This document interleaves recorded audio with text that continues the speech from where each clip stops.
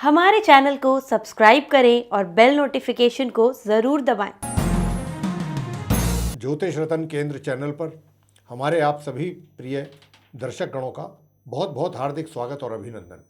प्रिय साथियों, मैं हूं आचार्य पंडित सर्वदानंद शर्मा। मेरी ओर से भी आप सभी को बहुत बहुत प्यार भरा नमस्कार।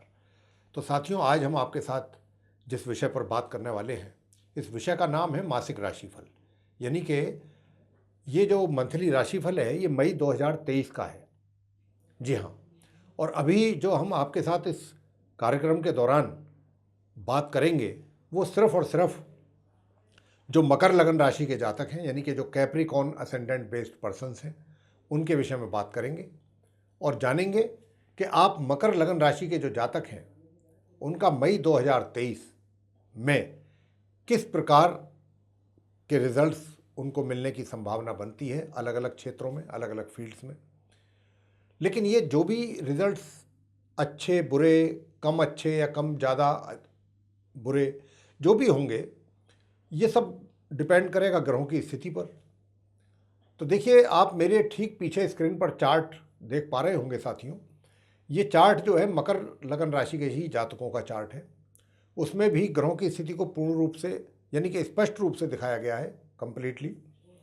हालांकि ये जो ग्रह हैं ये तो ठीक है, लेकिन इसी महीने 2023 में मई में कुछ ग्रह जो है वो अपना राशि का परिवर्तन करेंगे। कुछ ग्रहों की स्थिति में थोड़ा सुधार देखने को मिलेगा, वहीं दूसरी ओर कुछ ग्रहों की स्थिति खराब होगी। तो कुछ इस प्रकार के हालात रहेंगे। तो देखिए, ये जो कार्यक्रम है राशिफल का, ये पूर्ण रूप से लगन राशि पर आधारित है, चंद्र राशि पर आधारित नहीं है। तो जैसा कि मैंने अभी आपसे कहा कि आप मकर लगन राशि के जातकों के विषय में बात होगी, तो आइए सबसे पहले ग्रहों की स्थिति से आपको अवगत कराएंगे कि मई 2023 में ट्रांजिट में, गोचर में ग्रहों की क्या स्थिति रहने वाली है। तो आइए, सबसे पहले चार्ट आपके सामने है, आप चार्ट में देख सकते हैं कि जहाँ पर 11 नंबर लिखा हुआ है ये कुंभ राशि कहलाती है। ये शनिदेव की राशि है, शनिदेव इसके लॉर्ड हैं और शनिदेव अपनी राशि कुंभ में विराजमान है। ये सेकंड हाउस है, द्वितीय भाव। मार्गी और उदय अवस्था में बने हुए हैं और पूरे महीने इनकी यथास्थिति रहेगी। इनकी स्थिति में किसी प्रकार का कोई बदलाव नहीं होगा। आगे बात करेंगे जहाँ पर 1 नंबर आप लिखा देख रहे हैं, ये मेष राशि है और मेष राशि के लॉर्ड मंगल हैं। तो ये मंगल का घर, मंगल की राशि चतुर्थ भाव कहलाता है, ये 4th हाउस, जहाँ पर 1 नंबर लिखा है। और यहाँ पर आप देख रहे हैं कि 4 ग्रह एक साथ विराजमान है, चतुर्ग्रही योग बना हुआ है, जिसमें कि सूर्य, राहु, बुध और बृहस्पति ये है। तो साथियों, सूर्य जो हैं यहाँ अपनी परम उच्च राशि में हैं यूँ तो, लेकिन पीड़ित अवस्था में भी हैं, काफ़ी विक्टिमाइज हो गए हैं ये। क्योंकि इनके साथ राहु जैसे महापापी, महाक्रूर और इनके महाशत्रु ग्रह वो बैठे हुए हैं। उसके कारण सूर्य जो है वो बहुत ज़्यादा पीड़ित हैं।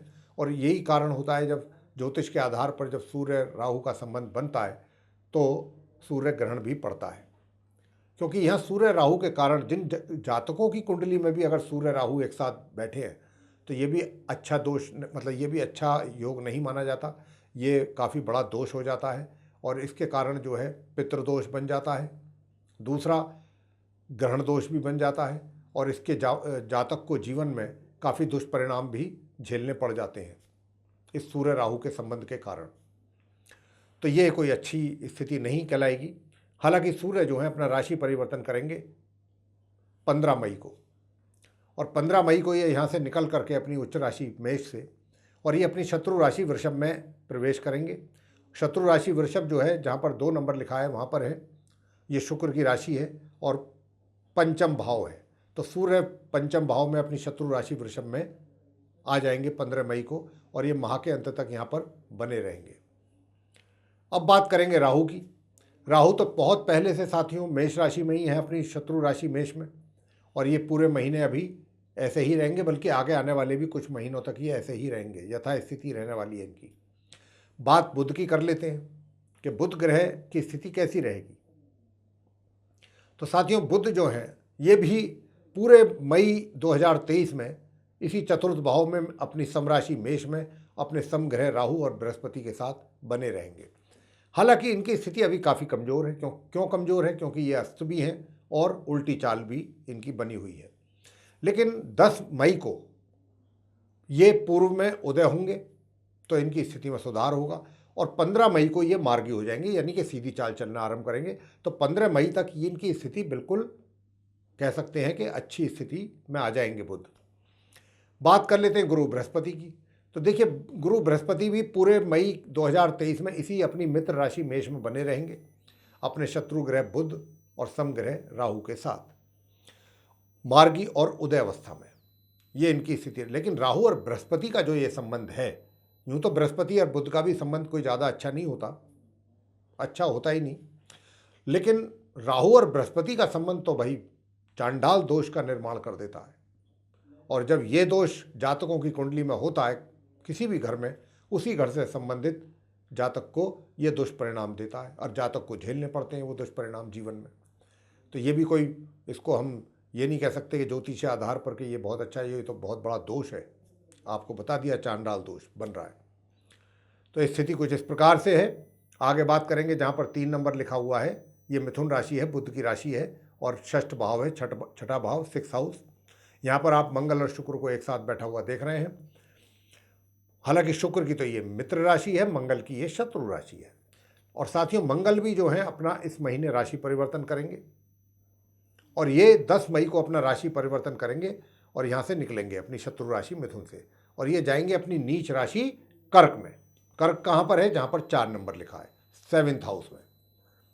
तो ये छठे भाव से निकल करके 7वें भाव में जाएंगे मंगल, अपनी नीच राशि में, शत्रु राशि से निकल करके मार्गी और उदय अवस्था में, और ये पूरे महीने फिर इसी भाव में, इसी घर में बने रहेंगे, मार्गी और उदय अवस्था में अपनी नीच राशि में। अब बात शुक्र की करते हैं। देखिए, शुक्र भी जो यहाँ पर बैठे हैं अपनी मित्र राशि मिथुन में, ये भी 2 मई को अपनी वृषभ राशि से निकल करके यहाँ पर आएंगे 2 मई को, यानी कि ये जो इनकी अपनी स्वयं की राशि है शुक्र की, वृषभ, जहाँ पर 2 नंबर लिखा है, वहाँ से ये 2 तारीख को, 2 मई को निकल करके यहाँ आएंगे अपनी मित्र राशि मिथुन में और फिर ये 30 मई तक यहाँ पर बने रहेंगे। 30 मई को ये फिर यहाँ से भी अपना राशि परिवर्तन करके निकलेंगे। कहाँ निकलेंगे? अपनी शत्रु राशि कर्क में प्रवेश करेंगे, जहाँ पर पहले से ही नीच राशि के मंगल विराजमान होंगे। तो इनका मंगल, नीच के मंगल के साथ संबंध बनेगा 30 मई से। अब आगे बात करेंगे केतु की। केतु जहाँ पर 7 नंबर लिखा है, तुला राशि कहलाती है और ये शुक्र की राशि है, शुक्र केतु के मित्र हैं। तो केतु अपनी मित्र राशि में बहुत समय से बने हुए हैं और आगे भी आने वाले कई महीनों तक ये इसी प्रकार 10वें भाव में, 10th हाउस में बने रहेंगे। तो ये थी स्थिति प्रिय साथियों, ग्रहों की स्थिति से आपको अभी अवगत करा चुके हैं कि मई 2023 में जो स्थिति रहने वाली है ग्रहों की।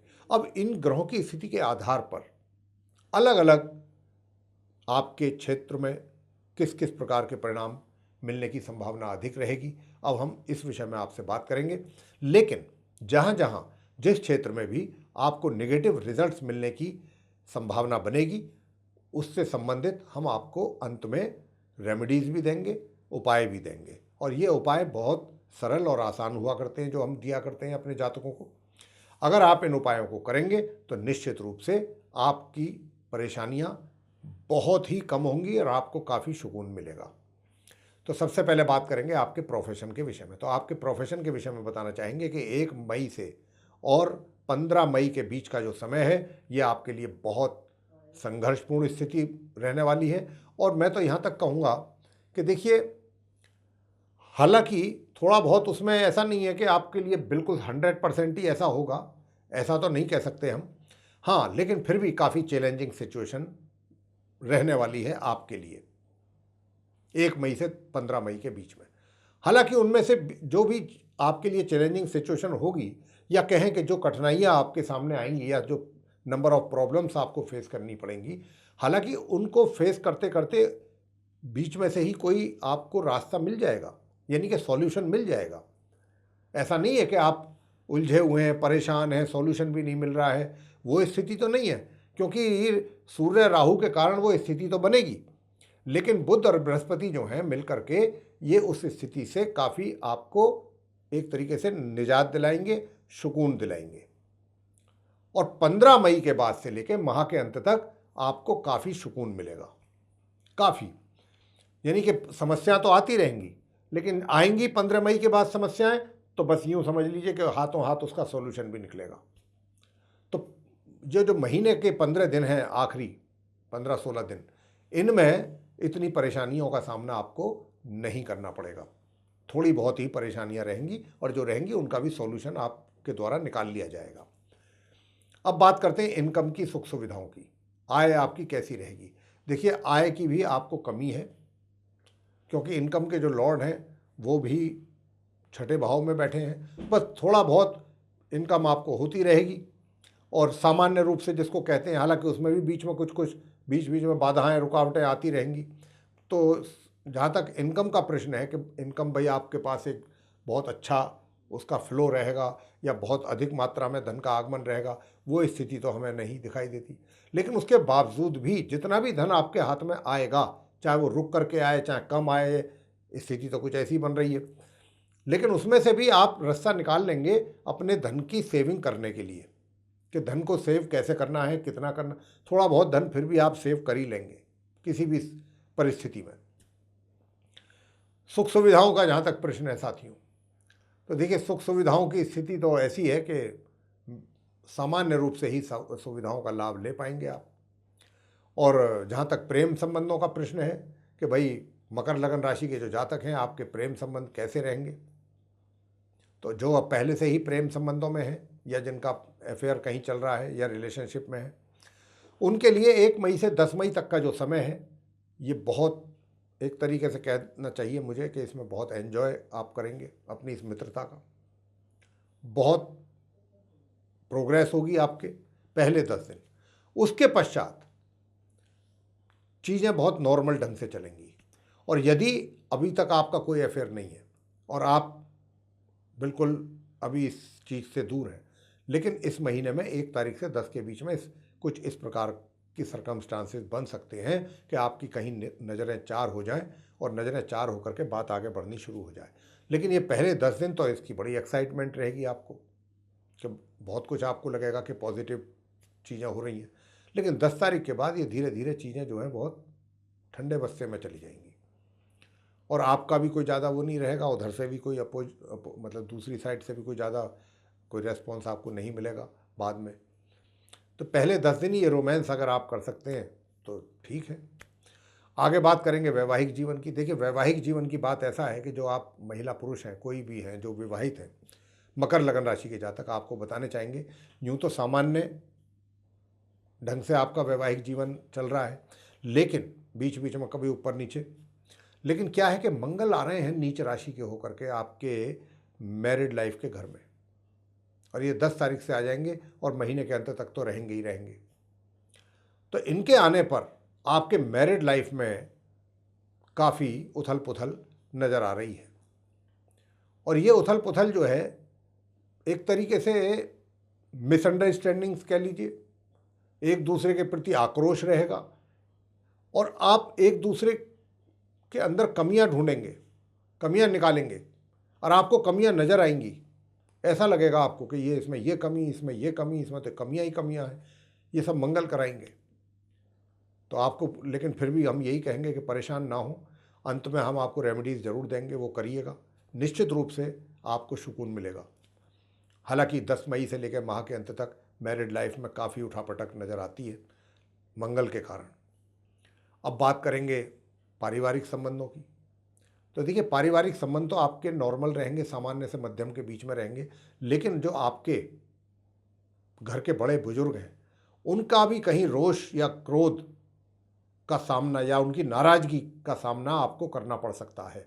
यूँ तो आपको उनका प्यार भी मिलेगा, सब कुछ मिलेगा, लेकिन कुछ चीज़ों को लेकर के हो सकता है कुछ बात आपकी उनको पसंद ना आए, और इस कारण आपको उनका नाराज़गी झेलना पड़ जाए। कुछ इस प्रकार की भी संभावना बन रही है। और छात्रों की बात करते हैं। जहाँ तक छात्रों की बात है, स्टूडेंट्स की, तो उनकी जो स्टडी है, वो स्टडी जो है उस मात्रा में आपको ना तो परिणाम मिल पाएंगे, ना ही आप इतनी अच्छे ढंग से स्टडी कर पाएंगे, चाहे कोई इसमें आपके लिए समस्या पैदा हो जाए या आप खुद आपकी इच्छा ना करें। बहुत टाइम ऐसा भी होता है समटाइम्स कि स्टूडेंट्स के पास सारी फैसिलिटीज़ हैं पढ़ने की, सब चीज़ों की, लेकिन अब आप टाइम नहीं दे रहे हैं अपनी पढ़ाई के लिए, टाइम नहीं निकाल पा रहे हैं, और चीज़ में और दूसरी एक्टिविटीज़ में आपका टाइम ज़्यादा स्पेंड हो रहा है, तो उस करके भी आपका रिजल्ट प्रभावित हो सकता है। लेकिन यहाँ पर जो आपकी एजुकेशन है वो उसका लेवल स्तर जो है उसका नीचे दिखता है इस मई के महीने में। तो इस बात को लेकर के आप सावधान रहिए, कोशिश करें कि अच्छी तरीके से स्टडी करें, परिणाम भी आपको उसके अनुसार प्राप्त हो।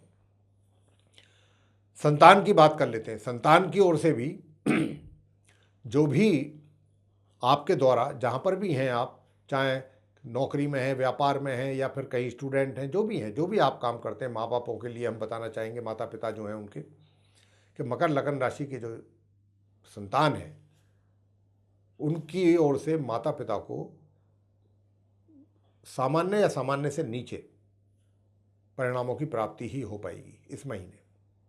कोई बहुत बेटर रिजल्ट संतान की ओर से माता पिता को मिल पाए, या संतान कोई बहुत अच्छा कुछ बेटर परफॉर्म करके कुछ अच्छे रिजल्ट्स निकाल करके दे दे, ऐसी संभावना बहुत कम है ग्रहों के आधार पे। स्वास्थ्य की बात करें, कैसा रहेगा? देखिए, स्वास्थ्य तो पहले 10 दिन इस मई के बहुत अच्छा रहेगा, और 10 तारीख के बाद से लेकर माह के अंत तक भी स्वास्थ्य तो आपका लगभग ठीक ही रहेगा। स्वास्थ्य में मुझे किसी प्रकार की कोई विशेष कमी या परेशानी वाली बात नज़र नहीं आती। तो प्रिय साथियों, ये थी आप मकर लगन राशि के जातकों का प्रेडिक्शन आपके लिए। अलग अलग क्षेत्रों में किस किस प्रकार के परिणाम मिलने की संभावना है, इससे हमने आपको अवगत कराया है। अब हम आपको देने जा रहे हैं वो रेमेडीज़, सरल और आसान उपाय, जिनको अगर आपने किया और पूरी श्रद्धा से किया, शिद्दत से किया, निश्चित रूप से मैं कह सकता हूँ आपके लिए परेशानियाँ समझिए कि समाप्त। करना क्या है कि एक तो मंगल, क्योंकि नीच अवस्था में जा रहे हैं, तो मंगल का उपाय करना तो सबसे पहले बनता है। और जो एक तरीके से मैरिड है उनके लिए तो बहुत ही ज़्यादा, यूँ तो ये जब नीच के होंगे तो आपके कारोबार, व्यापार या रोजगार, उस पर भी इनके अच्छे परिणाम प्राप्त नहीं होंगे जातकों को, उसको लेकर के भी। तो इसलिए ये बहुत ज़रूरी बन जाता है कि मंगल के उपाय किए जाएं। मंगल के उपाय करना, देखिए, मंगल ग्रह के मंत्रों का उच्चारण कर सकते हैं आप। ओम अंग अंगारकाय नमः, इस मंत्र का 1 माला, 3 माला या 5 माला सुबह शाम। दूसरा मंत्र है ओम क्राम क्रीम क्रोम सह भौमाय नमः, ये मंत्र हैं, इसकी 1 माला, 3 माला या 5 माला करें प्रतिदिन। दूसरा उपाय इनका ये है कि आप गुड़ का दान करें, गुड़ खिलाएं किसी को, गाय को गुड़ खिला दें जा कर के। और तीसरा उपाय ये है, क्योंकि नीच अवस्था में है, कि सीधा जा कर के मंगलवार, एवरी ट्यूसडे पूरे मई के महीने में, और या जब तक मंगल नीच अवस्था में है, प्रत्येक मंगल जा कर के, अगर आप संपन्न हैं, कर सकते हैं, सक्षम हैं, तो आपको सिंदूर का चोला हनुमान जी की प्रतिमा पर जरूर चढ़ाना चाहिए, ऊपर से चांदी के बरक, और वहीं पर कड़वा तेल का दीपक जला करके, और वहीं बैठ करके राम रक्षा स्तोत्र का पाठ आपको करना चाहिए, या फिर सुंदर कांड का पाठ करें। हनुमान चालीसा भी किया जा सकता है, बजरंग बाण है, हनुमान अष्टक है, ये आप हनुमान जी से रिलेटेड पर हैं पूजाएं, इनको आप कर सकते हैं। अब आगे दूसरा उपाय बताएंगे सूर्य देव को, जो आपको हमने पिछली अप्रैल के महीने में भी कहा था कि उनको जल जरूर दें, तो अभी भी पूरे महीने आपको जल देना है सूर्य देव को, प्रातःकाल तांबे के कलश में 1 चुटकी कुमकुम मिला के। ये हो गया दूसरा उपाय। बहुत सरल उपाय है, इसमें कुछ करना नहीं है विशेष। तो साथियों, अब हम आपको जो उपाय देने जा रहे हैं, वो उपाय देने जा रहे हैं कि दुर्गा सप्त श्लोकी का पाठ जरूर करें। अगर सुबह शाम दोनों वक्त कर सकते हैं, बहुत थोड़ा सा समय लगता है, सिर्फ उसमें 7 श्लोकी ही हैं, इसलिए उसका नाम दुर्गा सप्त श्लोकी कहलाता है। वो जरूर करें। ऐसा करेंगे आप, इन उपायों को करेंगे तो समझ लीजिए कि आपके संकट दूर।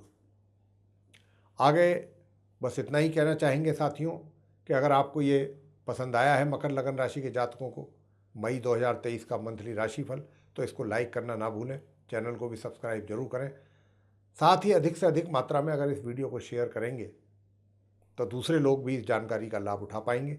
और यदि आप चाहते हैं कि आने वाले दिनों में जो भी वीडियोज़ हमारे बने, उन सभी की नोटिफिकेशन भी और वे सारे वीडियोस भी समय रहते आप तक सीधे पहुंच पाएँ। और यही हम आपसे अनुरोध है, हमारा यही निवेदन है। तो आप इसके लिए बेल आइकन को ज़रूर दबाएं अगर आप चाहते हैं हमारे वीडियो समय पर आपको मिलें। तो साथियों, यहाँ पर अब आपके राशिफल की चर्चा के उपरांत अपनी वाणी को देना चाहेंगे यहाँ पर विराम, और अपने आप सभी प्रिय दर्शक गणों से भी लेना चाहेंगे इजाज़त। तो इसी के साथ आप सभी का सहृदय बहुत बहुत धन्यवाद। जय माता दी।